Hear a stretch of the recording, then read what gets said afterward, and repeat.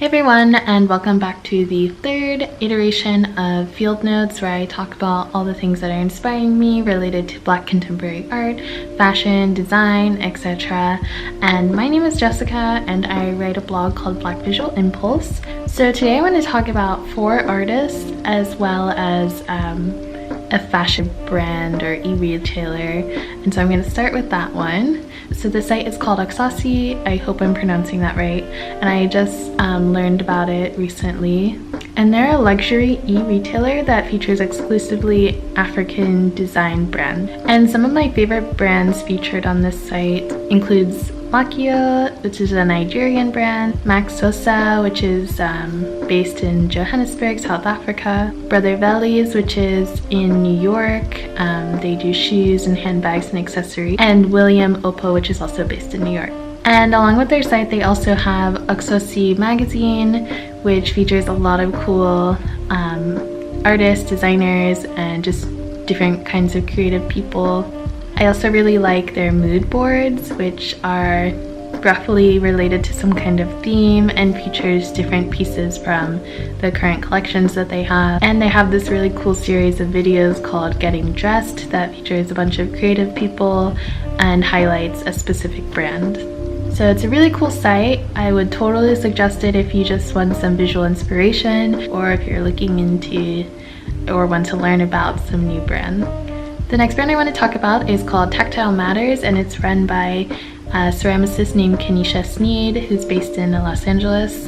And she designs prints, textiles, and ceramics for this brand. And I actually found out while researching this for this video that she has a background in graphic design and illustration. And she's done some really cool collaborations, including Saint Heron, which is Solange's brand, as well as Poketo. And I just really love the kind of warm color palette that she uses that's supposed to resemble like the high desert of Southern California.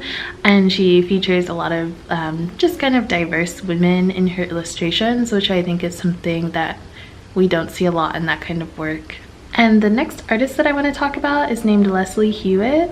And if you've been over to my blog recently, you'll know that I just wrote a kind of more in-depth post about her work. And I'm particularly drawn to her series called Still Life Studies, which basically features a solid wooden square board as the focal point of each image, and then it has these kind of visual hints to larger ideas surrounding that.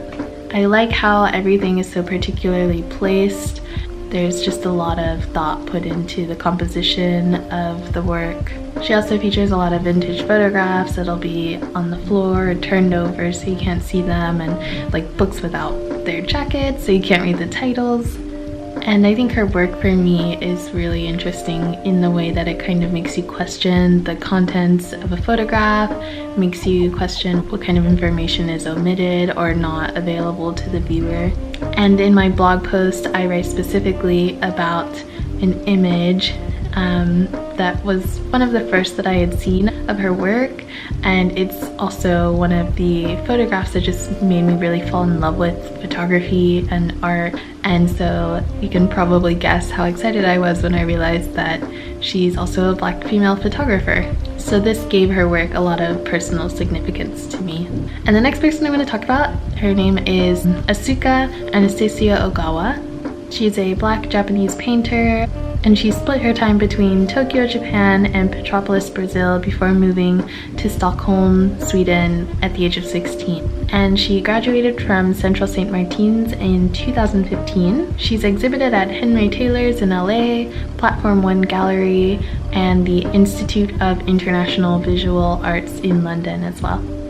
And she paints these really surreal images of kind of folkloric characters. Her work kind of reminds me of the Cuban printmaker Belkis Ayon, in the way that her work portrays these kind of mysterious characters and the story surrounding myth and ritual practice. And to be honest, I don't really know that much about this artist, but she's definitely someone that I'm always looking out for. I would love to see her work in a show, and I hope that she just continues to show her work and gains more recognition.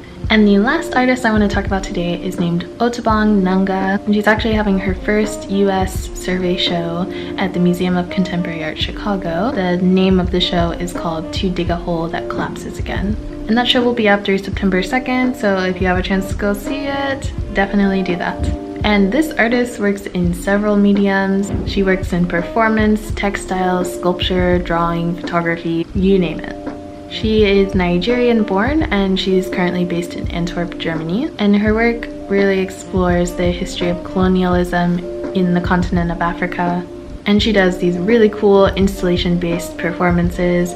Her work specifically deals with the exploitation of raw materials in Namibia and just the general relationship between Africa and the West when it comes to consumption and exploitation. So that's all for today. I really hope you enjoyed this field notes. I'd love to hear your feedback on what you like to see on this channel because I'm still getting an idea of what kind of videos I want to make.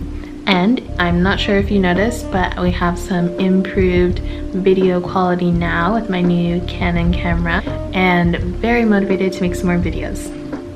And as far as what I have planned for this channel, I really want to do some exhibition tours in a kind of vlogging format. So I'll be taking you along on those trips very soon.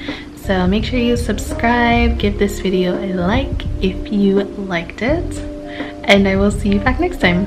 Bye!